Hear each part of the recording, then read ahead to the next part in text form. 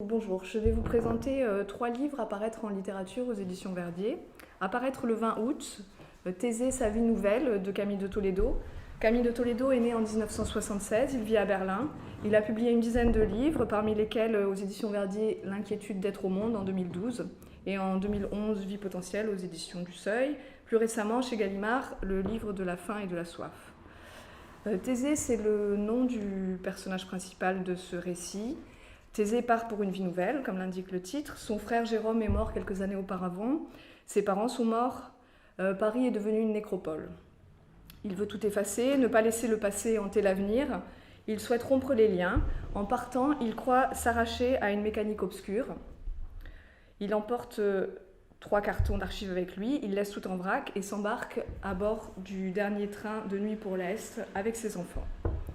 Mais la ville où il a fui, Berlin, est un cimetière à ciel ouvert où errent les fantômes du vieux siècle. À chaque coin de rue, les traces l'interpellent. Arrive un moment où son corps le lâche. Il ne parvient plus à marcher, il ne peut plus rien porter, même son propre poids. Son corps tombe et l'oblige à se retourner, à enquêter sur tout ce qu'il maudit, la généalogie, la lignée, les mensonges de l'enfance. Il est donc contraint de réouvrir les fenêtres du temps, comme il l'écrit, et de regarder le passé en face. Donc, ainsi va commencer sa traversée de la nuit. Il va chercher à relier les mémoires et à guérir les morts. Il comprend alors qu'il existe des synchronies, c'est-à-dire que les dates se recoupent. Les traumas du passé subsistent. Ils sont ancrés dans la matière, jusque dans les gènes, et tout est relié. Il comprend qu'avant Jérôme, dans sa lignée, en faisant ses enquêtes, il comprend que d'autres fils sont morts avant leur père et que d'autres pères se sont donné la mort. Ce texte raconte cela, ce qui est passé dans les strates du temps, ce qui nous traverse, ces histoires qui nous débordent et dont nous sommes les héritiers.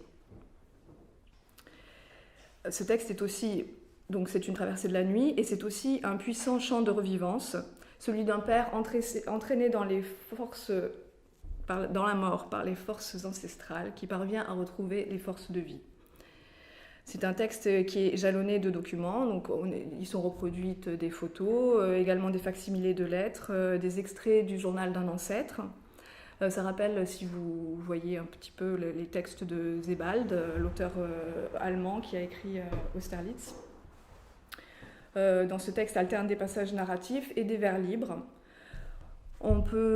J'ajouterais qu'il a une portée universelle au sens où ce qui traverse Thésée, non seulement c'est l'histoire de ses ancêtres, des drames familiaux, mais c'est aussi les drames qui ont jalonné le XXe siècle, c'est-à-dire les guerres, les destructions, la folie du capitalisme et la première crise pétrolière qui a mis fin à la production ininterrompue. Et donc il a légué les enfants des personnes, les parents de Thésée sont nés juste après la Seconde Guerre mondiale, et ceux qui lèguent à leurs enfants, c'est-à-dire à Thésée et à Jérôme, ce sont les ruines d'un temps prospère. Et donc Thésée et son frère ont été traversés par ces drames du XXe siècle, et nous le sommes également. À paraître le 10 septembre, toujours en littérature française, un texte de Béatrice Commanger qui s'intitule Alger rue des Bananiers. Béatrice Commanger est née en 1949, elle est l'auteure de plusieurs romans, dont aux éditions Verdier, La danse de Nietzsche, paru en Verdier Poche, et Une vie de paysage en 2016, qui était un texte autour de la figure de Laurence Durel.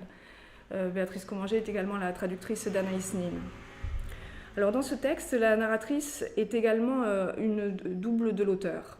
Alors c'est ce qui le rapproche du texte précédent, de Thésée, sa vie nouvelle. Et il est également question d'enquêter sur l'histoire, sur une histoire à la fois familiale et également sur l'histoire d'un temps, d'un pays. Mais ça procède de manière vraiment très différente.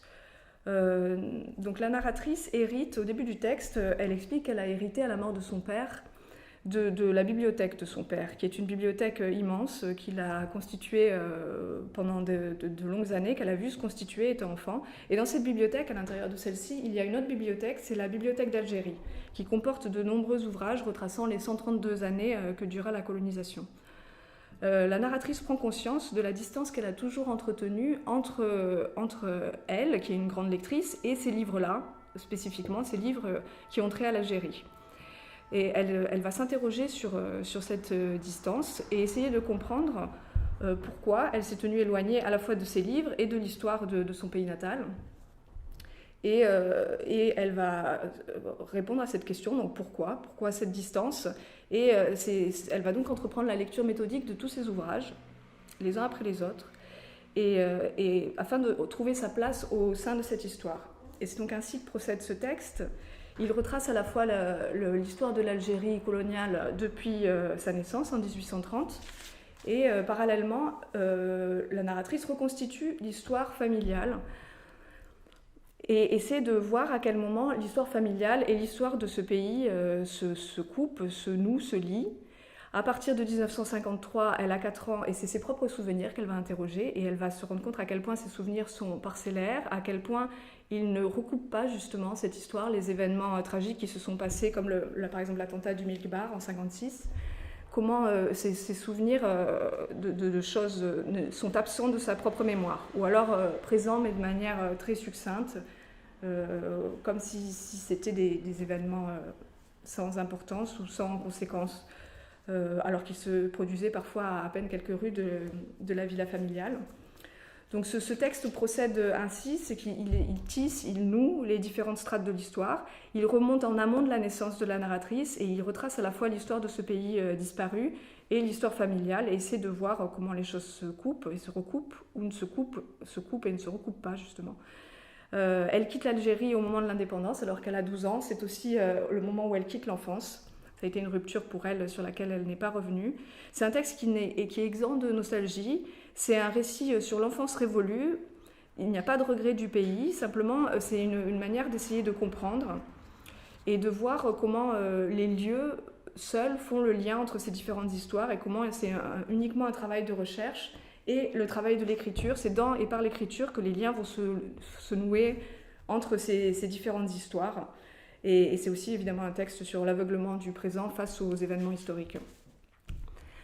Maintenant, en littérature, nous n'avons qu'un texte à paraître cette année en littérature étrangère, et en l'occurrence en littérature d'Espagne, à paraître le 3 septembre, Permafrost d'Eva Baltasar, qui est un texte qui a été magnifiquement traduit du catalan par Annie Batz.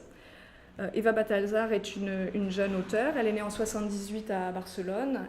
Elle a écrit une dizaine de livres de poésie, et Permafrost est son premier roman qui est apparu en 2018 en Espagne et en Catalogne.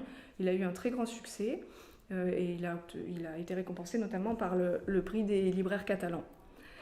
C'est le premier volume d'un triptyque. C'est un triptyque qui se veut l'exploration de la vie de femmes à différents âges ou à différentes étapes. Donc ici, la narratrice est une jeune femme. C'est un monologue. En exergue de ce texte, Eva Baltasar a placé une citation de Thomas Bernhardt, et c'est un monologue bernardien assez vif comme le sont les textes de Bernhardt, et c'est également un texte qui raconte la formation d'une jeune femme. Et donc, qu'est-ce que le permafrost ? Pourquoi ce titre ? Le permafrost, c'est donc la couche de glace, comme vous le savez, qui recouvre les terres qui ne fond jamais, et qui est imperméable, et qui recouvre les terres dans les régions arctiques. Et ici, le permafrost désigne la membrane que la narratrice a dû se constituer pour se protéger du monde extérieur, parce qu'elle perçoit avec une grande acuité la superficialité de ce qui l'entoure, l'hypocrisie ambiante, et c'est des choses qu'elle ressent avec beaucoup de violence. Donc elle cherche à fuir cet environnement, elle se réfugie en elle-même, parce qu'elle ne parvient pas à trouver sa place ailleurs. Elle est entourée de femmes qui l'exaspèrent, sa mère, qui est obsédée par les maladies, qui est omniprésente, qui écrase tout, qui veut tout contrôler, et sa sœur, parallèlement, qui s'est rangée dans une vie très conventionnelle et qui ne la supporte que grâce aux médicaments, enfin aux antidépresseurs qu'elle absorbe régulièrement. Et la narratrice donc va se partager entre des pensées très sombres, des pensées suicidaires, et une pratique du sexe complètement exacerbée avec de multiples amantes, d'une part, et d'autre part, elle s'adonne aussi elle se lance à corps perdu dans sa passion pour la littérature et pour l'art. Donc le texte exprime cette tension entre la recherche du plaisir et une pulsion de mort qui est constante dans ce roman. Et une autre tension de ce texte, qui elle est très belle, c'est la tension de la langue. C'est une langue qui est à la fois rapide, énergique, vive et à vif. C'est très, très fine, très intelligente. Le ton est mordant, il est plein d'un humour noir, ravageur, où alterne à la fois tour à tour le cynisme et les sarcasmes. Mais c'est aussi une langue qui sait exprimer des doutes, des peurs, de la fragilité.